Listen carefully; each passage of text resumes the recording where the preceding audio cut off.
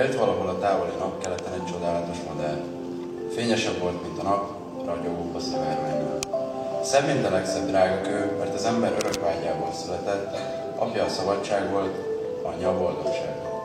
Amerre túlmadár szállt, felszakadoztak az áron-nehéz felhők, kisütött a nap, szivárvány tündökölt az égen. A szenvedő kínja megenyhült, az elnyomultak kiegyenesítették gerincüket, a megfáradtak új erőre kaptak, nincs tenelkeze, ökölbe szorult. Szállt a madár szállt, napkeletről napnyugatra, és az emberek hite megerősödött, ereje meg sokszorozódott. De eljött az este, és a tűzmadár szárnya elfáradt. A feje a mellére bukadt, a szivárványtollai megfakultak, elhagyta az ereje, mert minden erejét az emberek kapta. Mire az első csillagok megjelentek az égen is, felkelt a hold, csodálatos madár halott volt, elemésztette a tűz, amivel az embereket táplálta. De alig, hogyan a belső súlyai előzték a sötétséget, a tűzmadár újraélet, és csodák csodája még ragyogóbb volt, még szebb, még gyönyörűbb, és az emberek egyre jobban várták. Így volt ez az idő kezdetétől, így van mind a mai napig, és így lesz a világ végezetéig. A tűzmadárnak minden nap el kell pusztulnia, hogy másnapra újra megszületessen. És ha már nem lesz többé gazdag és szegény, elnyomó és elnyomott, és ha nem úgy lesz, hogy az egyik ember túlságosan jól lakik, a másik pedig éhezik, majd a bőség kosarából mindenki egyaránt vehet, majd a jobbnak asztalánál mind egyaránt foglal helyet, majd a szellem napvilágra ragyog minden ház ablakán, akkor, és csak is akkor lesz a földön emberhez méltó élet, szabadság, boldogság, béke. De a tűzmadár akkor is itt száll majd fölöttünk, és akkor is minden nap elpusztul, hogy holnap még gyönyörűbben újjászületessen.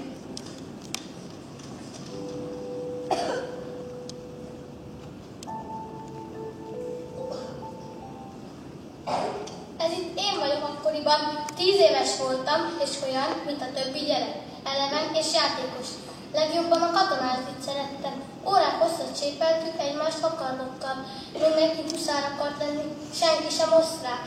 Ha nem akartam volna mindenáron apám után menni a háborúba, földműves vagy mesterember lehettem volna, vagy asztalos, mint édesapám, de én utána mentem és harcoltam a hazámért.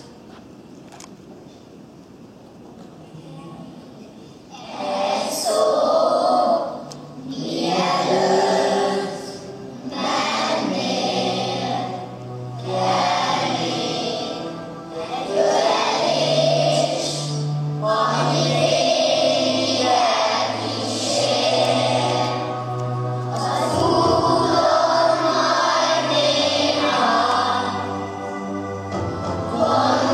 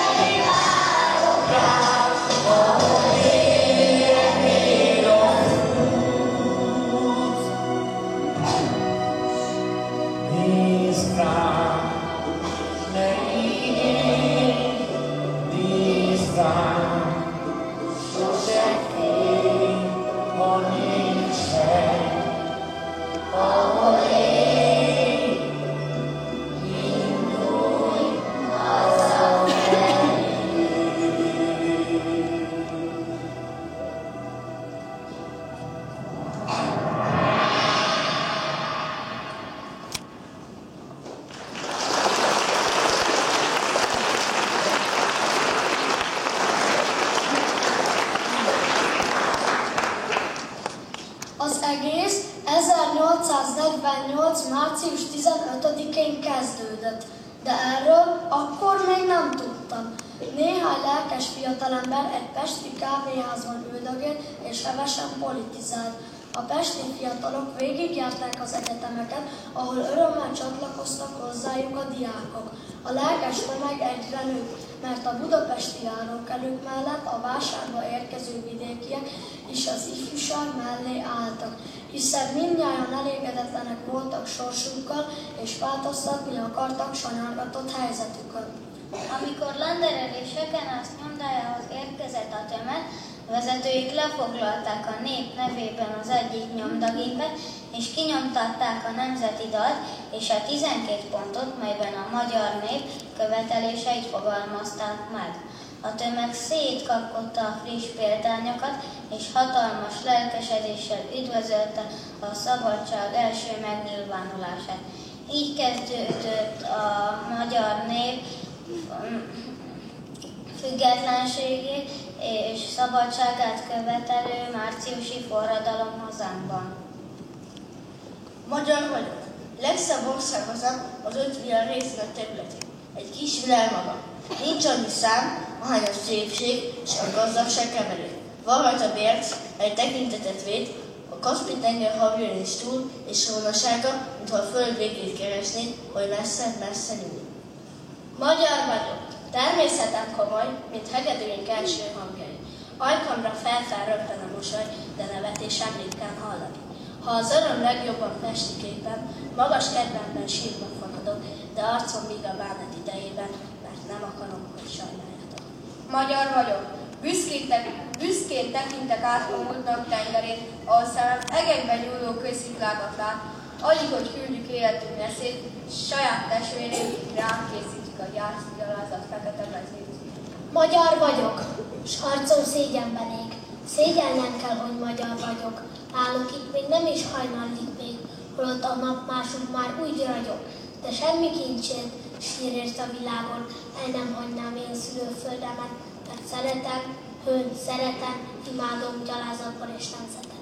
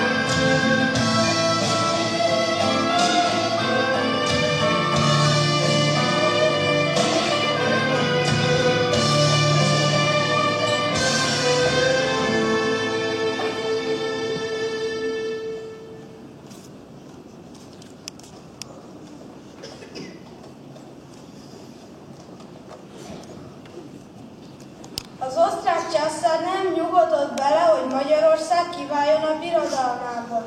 Katonákat küldött ezért, hogy elfolytsa a magyarok szabadságvágyát. Ezzel kezdetét vette a magyarok szabadságharca. Azért, hogy a szabadság vérben fürözti zászlaját, azért, hogy szent nevére hálátlan és gazvészt kiált, ne lássam, ó dicsőhon, halványan arcodat, vagy drágán megfizessék e halványságodat. A síkra, magyarok, fegyvert ragadjatok, hazánkat újra meg kell váltani, egy drága föld szívét, borítsák szerneszét, a bártüdőknek véres csontjait. Fondor hatalommal rabló zsivány szövetkezett, és a nép szívébe mérget, undok koholmányt ültetett. És a nép, melyet szabaddá emeltél föl veled, most írtó háborút kezd, ó nemzet ellened. A síkra, magyarok, fegyvert ragadjatok, hazánkat újra meg kell váltani, egy drága föld színét, borítsák szerteszét, a bártüdőknek véres csontjait. Alant apáim sírja, itt mindenről fűszelném, egy ezredéves harcban véráldozattal öntözünk. Magyarnak lelke áll őrt minden fűszel felett, magyarnak lelke karja véd minden porszemet. A síkra, magyarok, fegyvert ragadjatok, hazánkat újra meg kell váltani, egy drága föld színét, borítsák szerteszét, a bártüdőknek véres csontjait.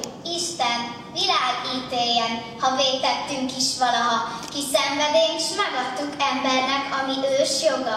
Zászlónkon a szabadság, s függetlenség ragyog, vész és halálra jár, ki ez ellen fegyvert fog. A síkra, magyarok, fegyvert ragadjatok, hazánkat újra meg kell váltani, egy drága föld színét, borítsák szerteszét, a bártüdőknek véres csontjait. Kossuth Lajos hívó szaván jöttek a legények, sokszor még a gyerekek is, és harcoltak magyar huszárként a magyar szabadságért.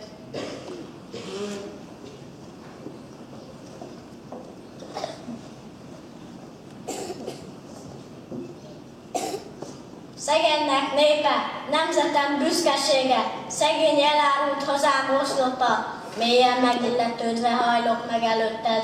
Oly hatalmasnak hiszem én a népet, hogyha felkel és összetart, akkor akár a ropogva összerogyó ég boltozatait is képes lenne fenntartani erős karjaival. Hazám fiai, mondhatatlanul fontos ez óra, melyben hozzátok szólok. Talán éppen ebben az órában ütköznek vitéz seregeink az áruló csortával. Ki tudja, mit hoz ránk ez óra, győzelmete vagy veszteséget. De győzünk vár, vagy veszítsünk. A népre minden esetben szükségünk lesz. Ha győzünk, hogy a győzelem gyümölcseit learassa.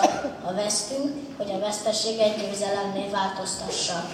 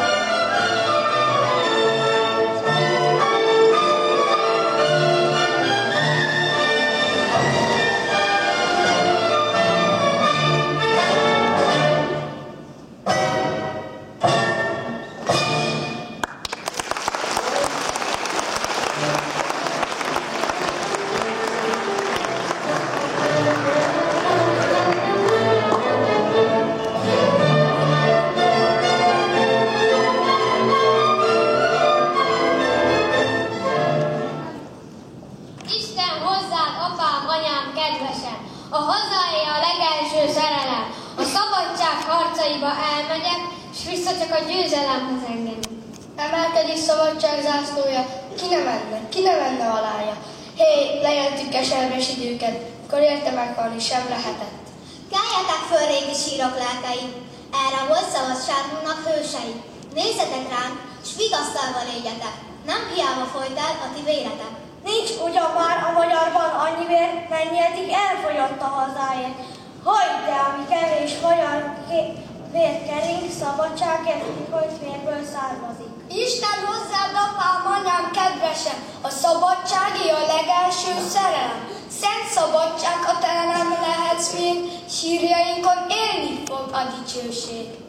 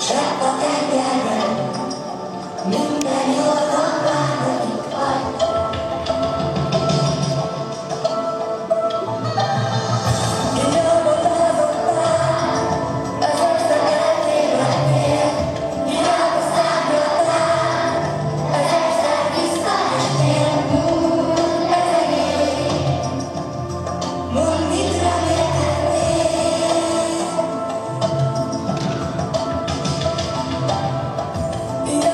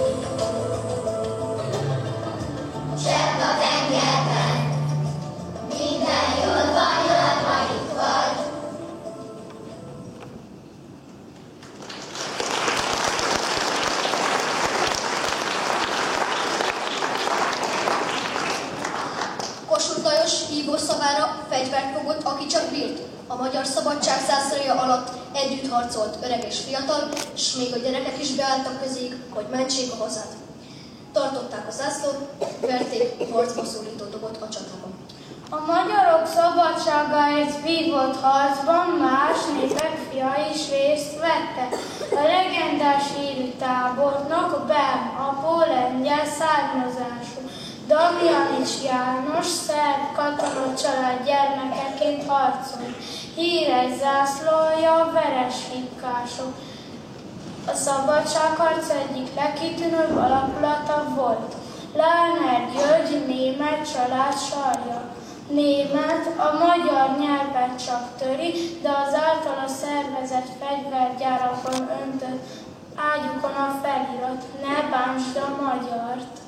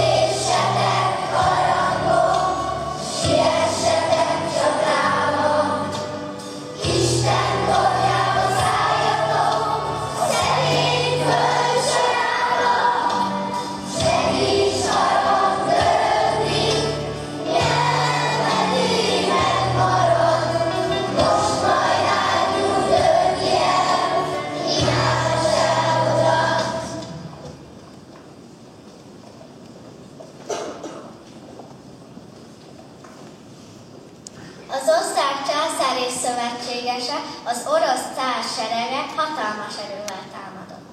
Ekkor a túlerővel szemben hősiesen küzdő honvédeink nem tudtak győzni. Elbukott a szabadságharc. Sokan meghaltak a harcokban, sokan büntetésből császári parancsra börtönben szenvedtek, vagy kivégezték őket. Hatalmas tettüket azonban nem felejtjük. Minden évben szeretettel és tisztelettel emlékezünk meg róluk, nemzeti ünnepünkön, március 15-én. Magyar vagyok, magyar, magyarnak születtem, magyar nótát dalolt a dajka felettem. Magyarul tanított imádkozni anyám, és szeretni téged, gyönyörű szép hazám. Berajzolt a képet szívem közepébe, beírta neved a lelkem mélyében, áldja meg az Isten a kezevonását, áldja meg a magyarok hazáját. Széles a világnak, fénye, gazdagsága, el nem csábít innen idegen országba. Aki magyar, nem tud sehol boldog lenni, szép Magyarországot nem pótolja semmi. Magyarnak születtem, magyar is maradok, a hazáért élek, ha kell meg is halok. Ringó bölcsönfáját magyar föld termette, kapasson fáját is magyar föld növelje.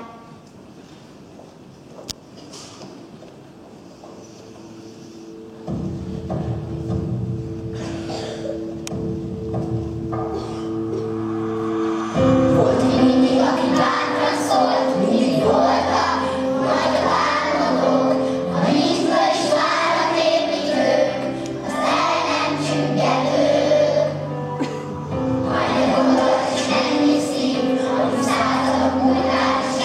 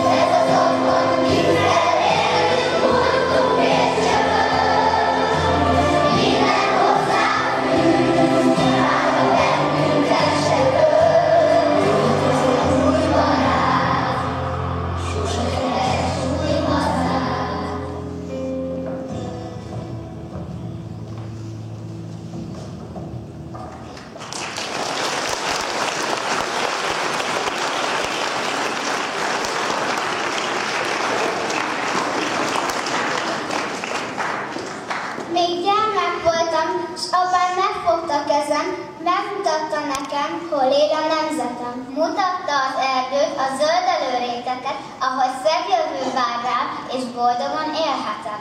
Mutatta az Alföldet, a Duna-Tisza közét, a Jásságot, a Bakonyt, a 64 vármegyét. Mutatta az utat a nádasok között, ahová hősőseink lelke költözött. Nézd, fiam, a folyókat, nézd a völgyeket, a nyíló virágokat, réten a fényeket. Ez mind a tiéd, fiam, óvd és vigyázz rá. Ne hagyd az idegent, hogy hazád elrabolják. Érítsd meg a követ, mert az is a tiéd. Tiéd a folyó, a part, el ne adj semmiért. Tiéd ez az ország múltja s jelene, neked teremtette a magyarok Istene.